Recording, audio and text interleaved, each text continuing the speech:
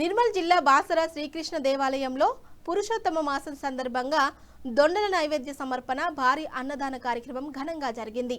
బాసర సర్పంచ్ వెంకటేష్ గౌడ్ ముఖ్య అతిథిగా హాజరయ్యారు. వనవాస సమయంలో ద్రౌపది శ్రీకృష్ణునికి దొండల నైవేద్యం సమర్పించిన సాంప్రదాయాన్ని స్మరిస్తూ ఈ కార్యక్రమం చేపట్టారు.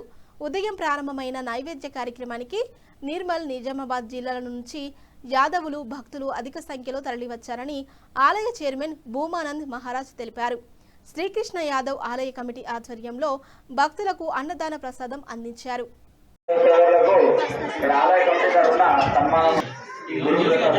గ్రామ సర్పంచ్ అయిన వెంకటేష్ గౌడ్ అన్న గారికి ఆలయ కమిటీ తరఫున రావాలి.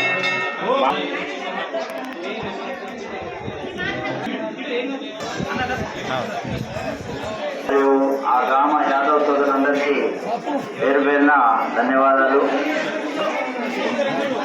తన గారు వెళ్ళి సన్మానం చేయాలి.